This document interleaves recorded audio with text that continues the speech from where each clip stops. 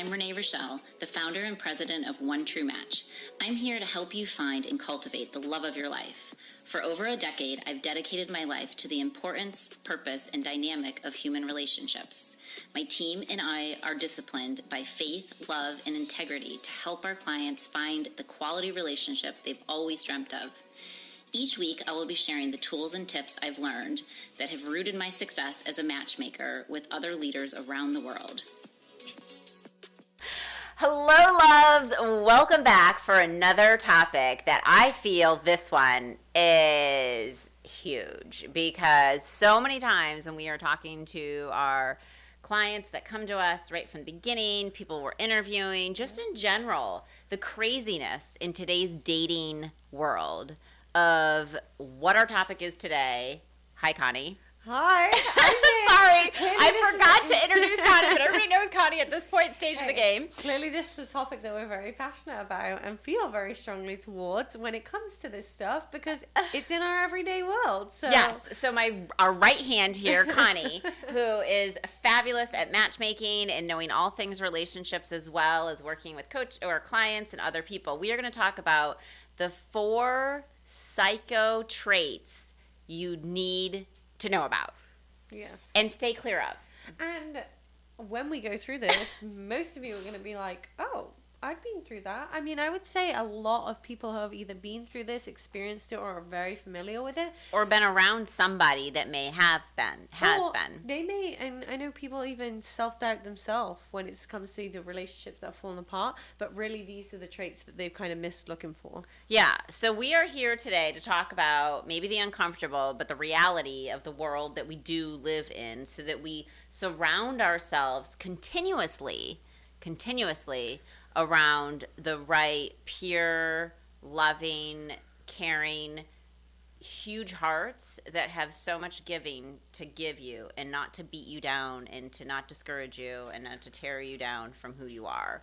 So this, we know, is a very delicate conversation to be having. Absolutely. But we have heard this request from, I feel, numerous amounts of people to really help and be the ambassadors that we are, as a voice of reason, and also hopefully a voice of inspiration. Mm-hmm. So you don't end up in toxic relationships. Like, I know I'm a victim of it. I mean, it's one of the biggest reasons why I became passionate about what we do today, which is finding people and building them up to know exactly who they are and their identity, to be their best version of themselves, and not to fall into the subject of these psychotic traits that people unfortunately have, that get the best of them and then tear you down like you're nothing. And then you start to believe that in yourself, and it's just a vicious cycle that takes you down a road of the next relationship and the next relationship, and you learn to accept it.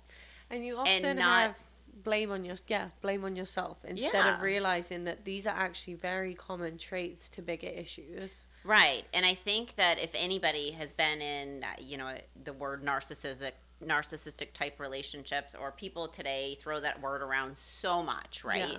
And, if somebody broke up with me, they're narcissistic. Oh, if somebody did this. Well, no. I mean, the reality of it is sometimes two people are just not meant to be. You didn't do better together. You didn't stick together like glue, so you move on and you move apart, right? We're not talking about that. We're talking about things that are evil, things that are manipulative, things that are like intentional to hurt, and things that are straight up wrong. Right? So what we're going to talk about today are things that, if you've never been in a relationship like this, for the sake of somebody you might know, help them to discover these little characteristic traits that happen early on in behavioral things. Because when some people say, oh, this is a red flag, and we have other podcasts, so please listen to other things on like red flags and whatnot. There's a difference between a red flag that is just not the same morals, values, and beliefs in you, opposed to something that's a red flag that's harmful and hurtful. Yeah, and that are no-goes. And I think that's kind of, normally we talk a lot in our podcast of how things can be negotiated, things can be worked on.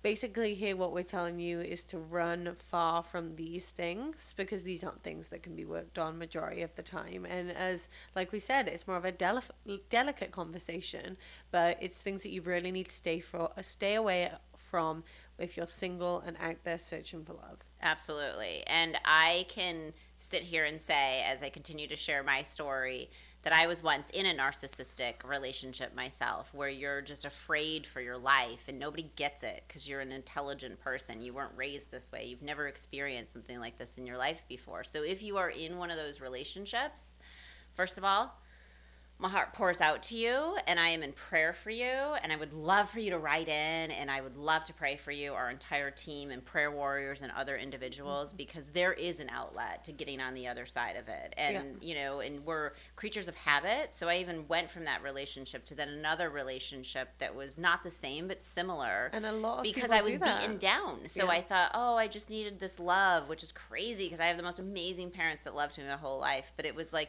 I was just trying to be somebody that I wasn't because I was trying to fit into some type of either lifestyle or fit. Yeah. Till you realize, like, I am worthy, I am something, and I would rather be alone with God's love more than anybody else's love in this world, to love yourself, which we talk about all the time, to get out of these relationships. So, first of all, we just want to put that out there because what we're about to go into can be totally like something that could really hit home to you, or something that is something you're considering or thinking about.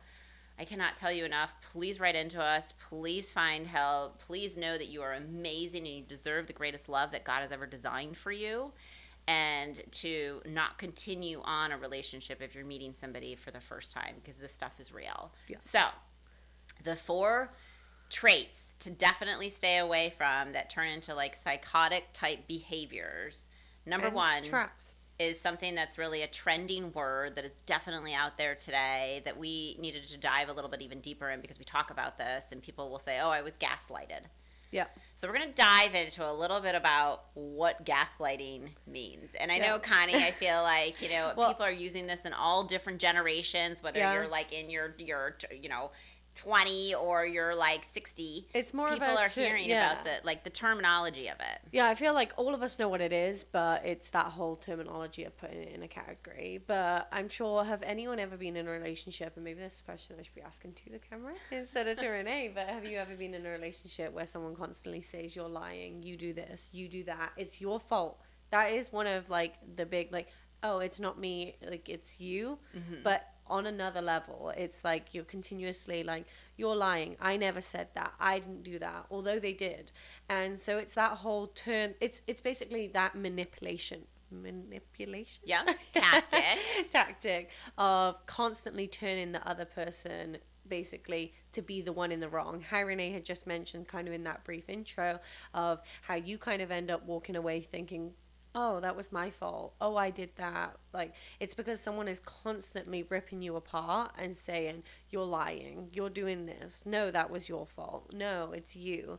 Instead of being like in a relationship where, as you know, when we work with working with a matchmaker is like that, building a relationship where you can take equal blame and work on it together, instead of being like, it's your fault, it's you, you're the problem, you're this, you're that. I totally agree. And it's definitely something that is thrown around, I feel like, a lot, you know, because we're dealing with people that are coming from the dating world out there, right? And they feel like they've been gaslighted or you know, which is another form of like narcissism, right? Which we talk about. It's just so important that if you have any trigger of somebody not taking fault for something or an action that they have done and putting it back on you, it's never going to change. And it's only going to get harder. It's only going to get harder. So when people talk about, I feel like red flags, and again, we've done a podcast on this, are so different. So if we can hit this nail on the head or whatever, however you want to call it, and like hit this home into your mind, if there's any type of repositioning the conversation in a blame on you, they have not understood, or they will not be able to understand communication skills without help. It's one thing if somebody says, oh, I was like this, and then what I learned from that, because I mean, even as a victim, I was also young and dumb.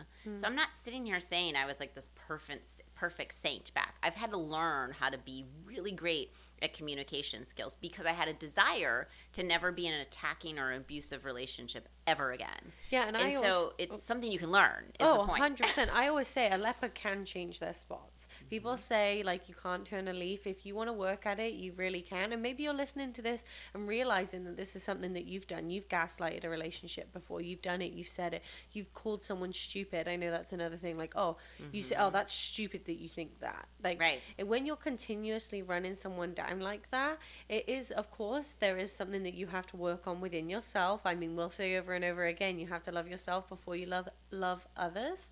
But it also is that thing, if you're going to continue doing that, like, you're not going to change. You know, that work has to put in. Or if you're on the opposite side where you're the victim of constantly being run down to the ground, they aren't going to change unless they want to. They're going to continue ripping you apart in anything you do. And it'll always be your fault. You'll always be the problem. So as terrible and as hard as that might be to hear as well, someone who's going through this, to hear that you can be the problem too. But like Renee said, it's also something that you have to pull yourself from or help them get the help to recognize what they're doing. I mean, you have to make a choice to change. You have to make a choice to be and live a different way. That is 100%. You can change that today for the future, for the rest of your life. Yeah. That is a decision that only each one of us can make. We can't change somebody, but we can change ourselves to be a better version of ourselves. If what we're doing we realize is not working, or if you're listening to this and you're thinking, oh, maybe some of these tendencies are some things that I've picked up, or those are things and opportunities for you to also say, I want to live a different life. So today I'm going to change my way of being. Obviously, we're, Christian in that regard. So I would say, go to a pastor, go to a church, be forgiven of the sins and the things you've done. But definitely, gaslighting is not acceptable in today's world of dating. You're better off, moving on to the next relationship if one's not working because you're realizing that's your trigger or that's your tendency, than ever getting into the relationship right out of the gate. Because you will pick up on that. That is a trait that you will pick up on if you are aware of. And there's so many people that talk about this today. Yeah, and you might even accidentally start doing it yourself too. Right. So do not do that. Like, really, if you're listening to this and think, oh, maybe I'm going through this, or maybe they started doing this, put the stop sign up now. Full stop. I don't care how hot, sexy, and attractive somebody is, or the lust that's so there. It is not worth your mental health, because down the road you will lose respect, you will hate that person, and it will lead to unfortunate divorce or a terrible outcome. Yeah. So it's so important. I mean, I feel like we've got to get into all the four traits that we're going to talk about, but we just definitely want to hit that one nail on the head, nail home, and so hit that home. I don't know what I'm trying to say. You know what I'm trying to say. But it's the other one that we have that's so important is passive aggressiveness.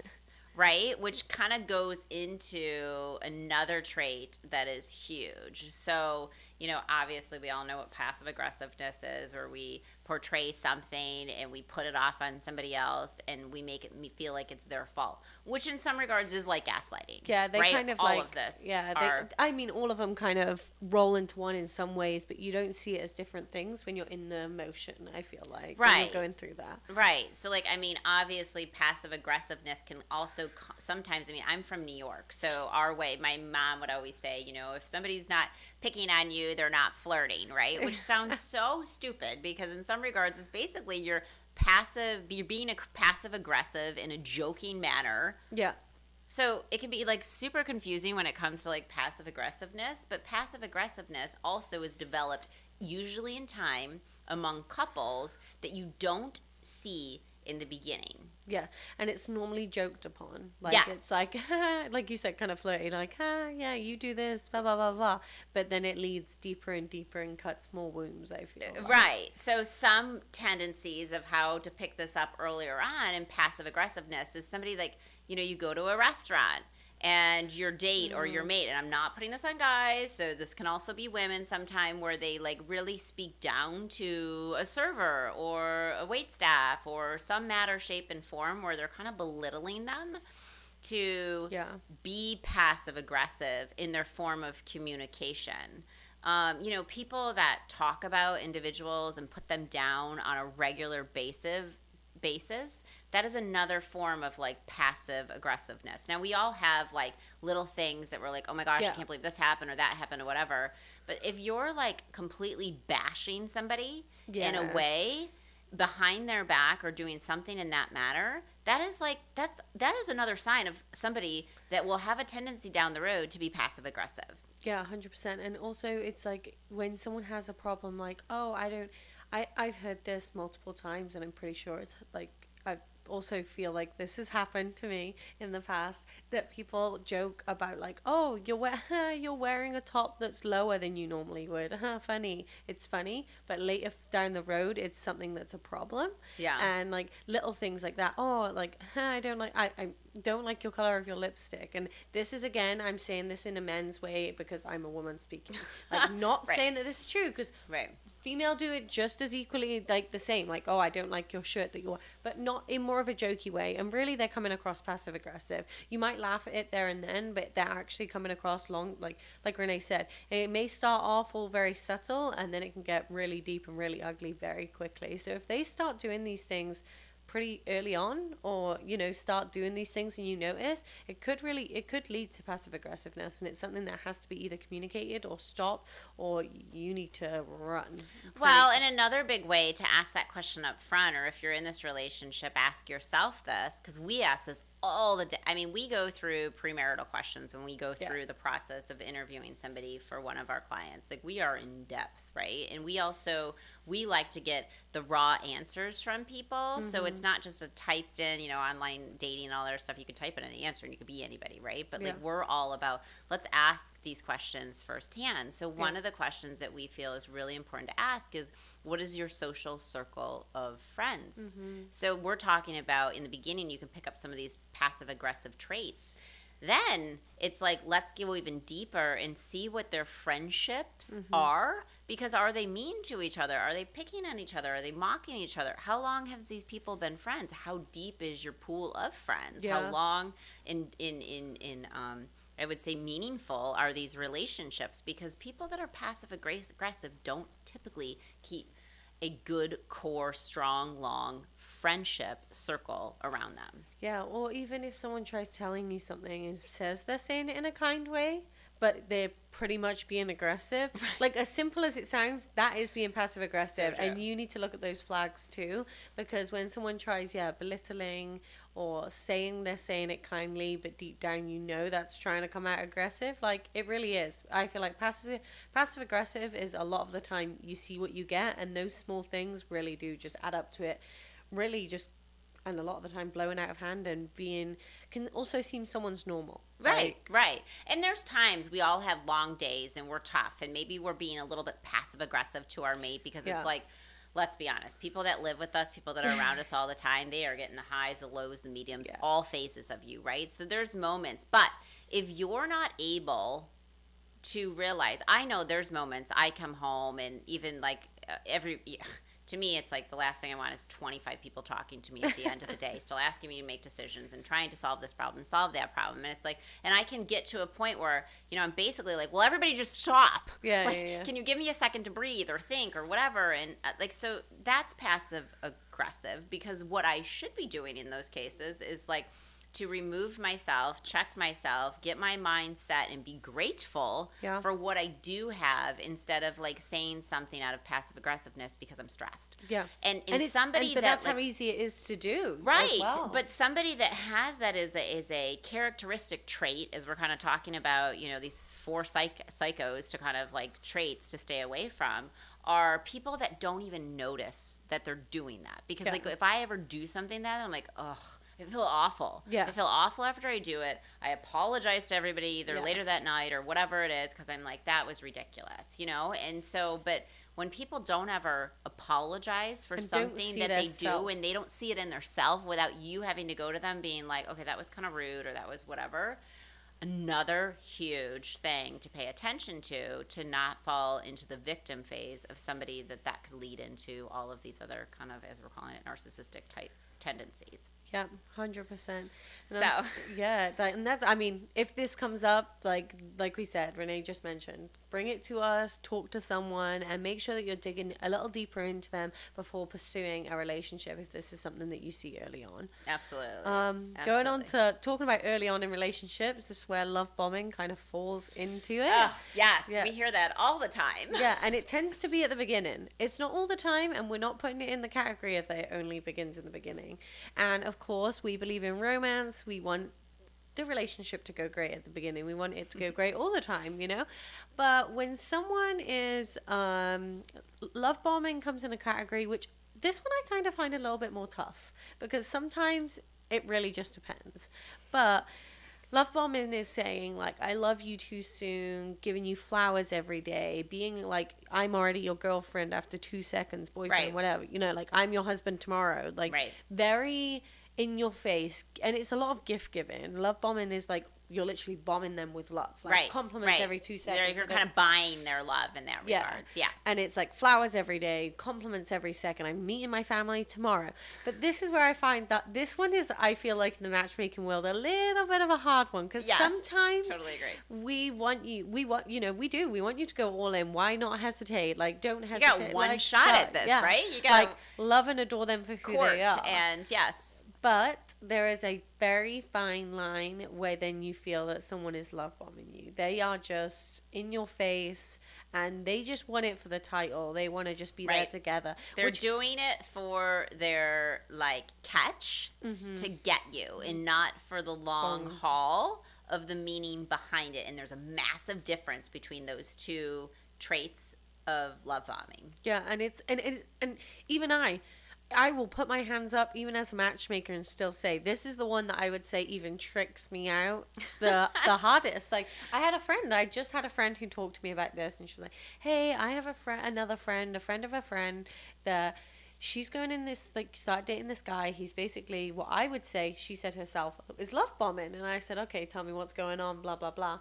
She said, oh, well, he's sending her flowers to her work, and she's saying this and saying that. And I was like, I don't know if that's love bombing. So because he might just be like falling in love, right? So this is where it becomes a really hard line of what this looks like. But like Renee said, it's really that intention behind it and what that looks like in the long run. And so really detecting that is, it's also where it brings in the passive aggressive. Are they being passive aggressive about these gifts? Like, you have to take this, you have to do this. And are they, like, giving you gifts to then get you to do something in return? I would say that is, like, a form of true love bombing at its peak. Yeah. Whereas if they're just doing this because then they're just wanting to show how much they care about you and they adore you and they're talking about, like, future with you.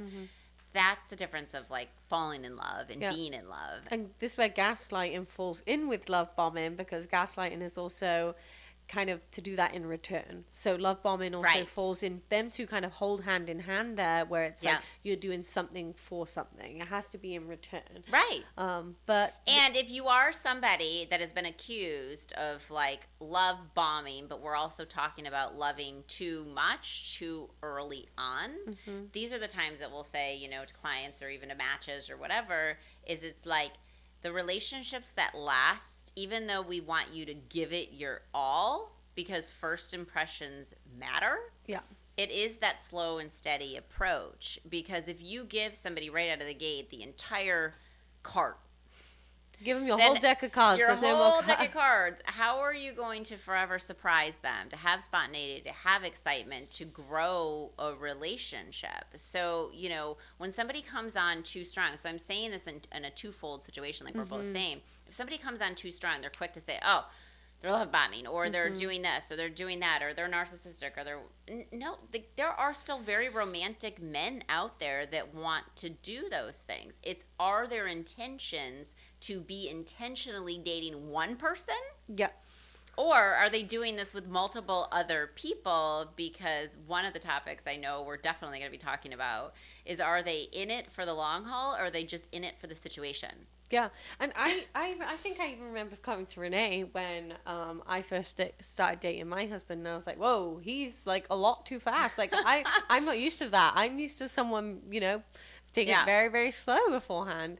And he pretty much put it on the table as like, I'm only looking for a wife. And I was like, okay. Like for a second I thought, wow, this guy's love bombing me because he's telling me he wants to marry me on the first yes, day. I remember that. Yeah. But there's a fine line. And now years later, you know, it's like, it's that really fine line of truly understanding of what their intentions are. And this one I feel like is a very hard one. But when it comes with all these other traits too, when they're gaslighting, they're doing all of this and they're being passive aggressive. That's all still part of narcissistic tendencies. Yeah, and I hate to say it, being a straight up psycho, like you need to run from them, and you do not want to be around them. Right. And as long as and none of your friends do either, so don't put them into that mix, right? Yeah, nobody wants to be caught behind a rock in a hard place where it's like, oh my gosh, we love you, so we want to love this person, but don't you see these red flags? I mean, how many friends, how many people have been a victim or in these situations where it's like, I remember when when I got engaged, I was about to walk down the aisle and then called it off, right? And then the two of us agreed we're better off not together than we are, whatever, and better apart than we are together.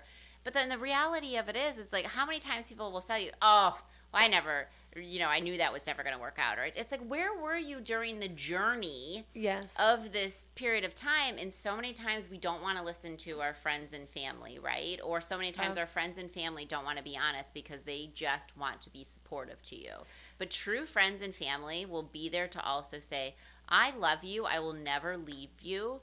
But here's an article I really think you should read, because I'll never forget the day that I read when I was actually brought from a physician that gave it to me about the definition of narcissism. Because I had no idea that I was in a relationship like that, because I never studied any of that stuff until obviously the practice that we're in today. But that's something that if you're wondering anything and you go and you read, I mean, don't start reading a bunch of people's opinions, but read facts, right? So if you read facts on certain things that are coming up, it is a medical condition that unfortunately there's nothing that that type can actually take, right? So first and foremost, okay, so what are you going to do about that?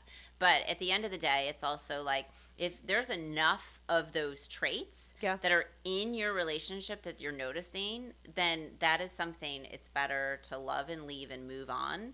If you're somebody that definitely, before you're in a relationship, have that choice to be in. And if you're in a relationship with somebody and this has come up, you know how difficult it already is, and there's so much to be done. But at the end of the day, stop beating yourself up for something that you cannot control. Yeah, 100%. And it's that very fine line of figuring out what is their intentions and what isn't. But this is why we're here, is to try digging a little deeper into these kind of things, so that you can kind of listen to them. And if you either been through them, or like Renee said, watch out for a friend. Yeah, because narcissism is like, I mean, I'm such an advocate for against domestic violence. I really am, because narcissism, most people in cases, they'll say, the bruises will go away, right, when you've been beaten and abused, but the psychological damage, like, words stick.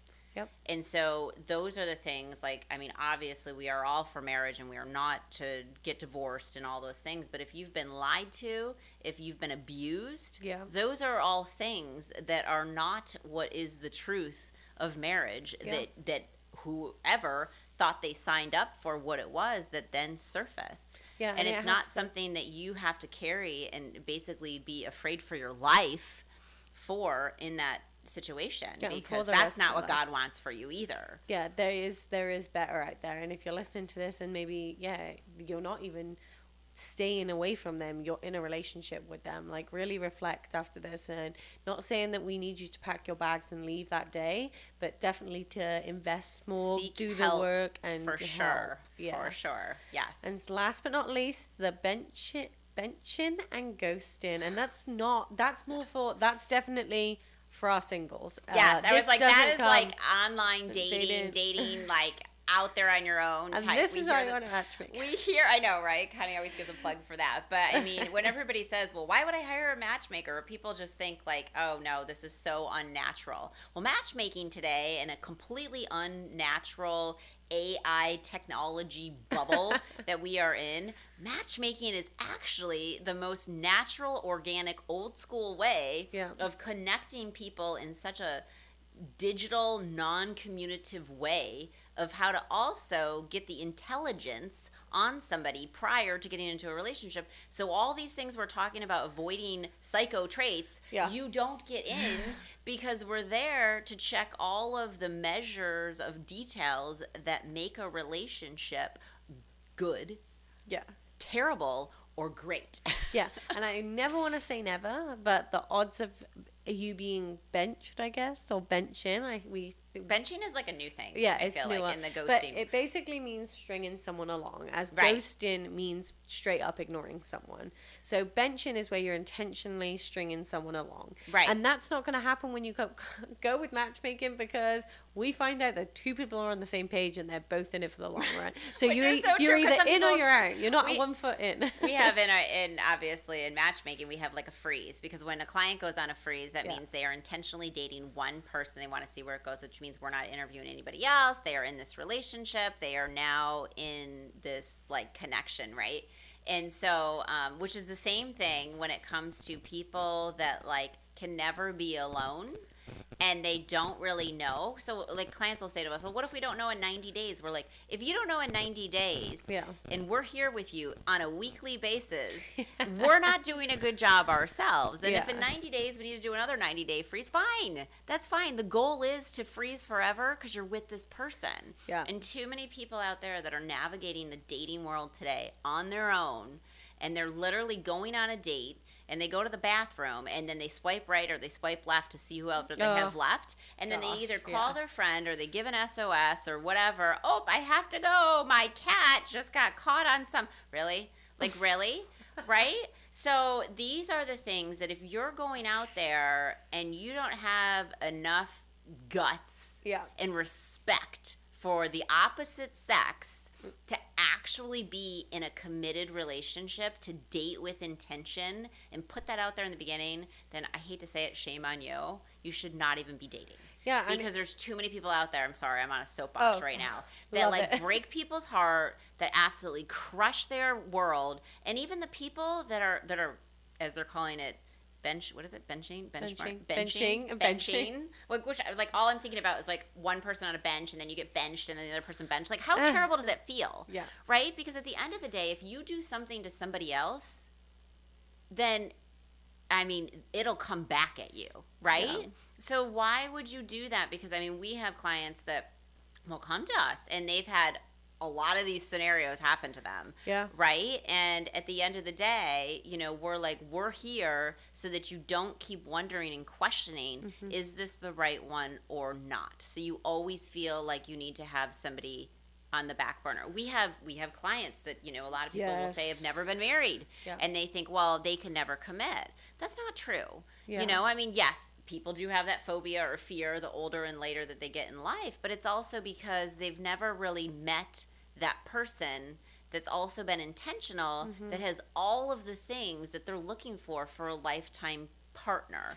And sometimes that takes longer to find that. But don't just date to keep benching people when ultimately you then call them back down the road.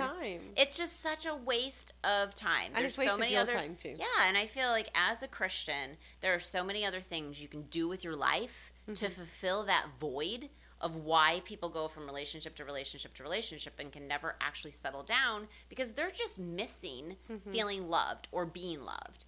And so if that's something that you're like, you know, I don't mean to go on the soapbox thing, but I'm like, get real with yourself, get real with your purpose, and hold out for the right person that God has designed for you whenever that time may be. And of course, if you're single, please fill out a profile, because we want to know that you exist, because everybody that we work with, and we're very selective with the individuals that we do work with, to make sure that they don't have any of these, we're calling it the 4 psycho traits, to set yourself and to set your future love up for success. I mean, all day long, we say we're God's ambassadors to do the introduction, because he wants us to help people feel whole, so that when 2 people come together, they are truly 1,000% ready for a relationship. And I think that's the biggest problem of dating today. Now I'm on this whole thing, is that there's too many people out there that truly want love, but they're not ready for it. And there's a big difference. And if you are in any kind of situation where you are being benching, whatever it's called, or ghosting, I hate to say it, if they're not going to want you now, they're not going to want you later. Like, yes. Tell them to bye-bye in a polite way. Yes. And if like accepting in your own walk, you feel like it's okay to just completely ignore somebody, that is terrible. And again, more shame on you, more for you, because yes. it'll come bite you in the arse. Like, I feel like if you're somebody that has just not texted somebody back, I encourage you to at least send something for your own dignity, your respect, and future. Because here's the thing, if you do it with 3 or 4 people talk to 3 or 10 other people, right? That then now you have this aura around you of you're this person that ghosts individuals, right? And so, obviously in our faith, we're like, okay, take that up with God. You do it once, you're forgiven. Twice, obviously God always forgives us for our sins, but if you're constantly, continuously doing this and you're getting the same result, shift your path of travel. Yeah, and this is, I mean, if you're going to act an ass, you're going to be thought as one as well. Like, I hate that, but you're going to be forever an ass, and nobody wants to be with an ass, right?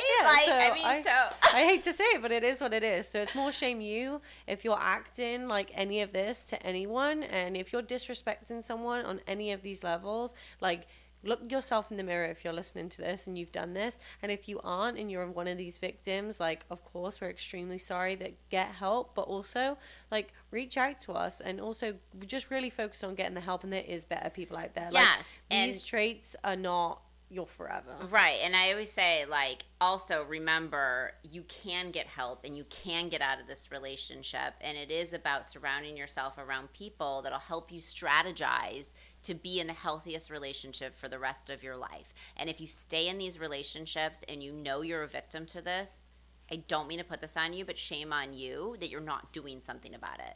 And regardless if you've been in a relationship for 25 years, or you've been in a relationship for 7, the reality of it is God does not want you to be abused in any relationship that you are in, because that was probably not a godly relationship from the very beginning that you chose on your own and your mate did to be together. And God was not in the core or in the center of it. So if I can drill anything home in that area, just remember, you are loved. Yes. You should be loved, and you should feel an unconditional love across the board in all relationships that you're in, or they're the ones that you need to pass on and move on and truly not let it sabotage any of your existence of who you are. Yep, and you will find better. You'll find that person, and it'll all be worth it. But keep an eye out for all of these traits. Yes. And just know that the right person's out there that will not treat you this way, because it is not right. Absolutely.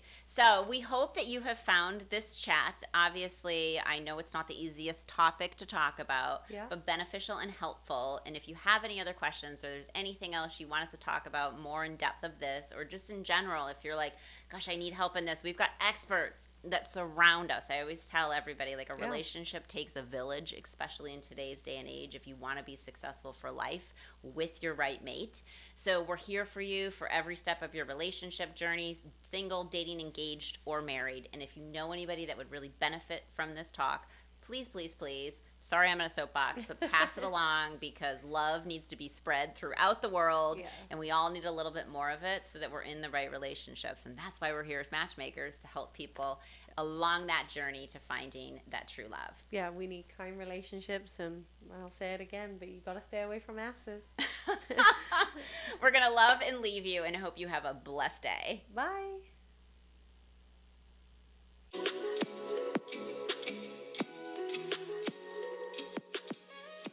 It's been another great talk on this episode of One True Talks by Renee Richel. I look forward to our next chat. Please write in your questions and comments so I can be sure to talk about whatever it is you want to discuss in our next upcoming episode. Lots of love. God bless. XOXO.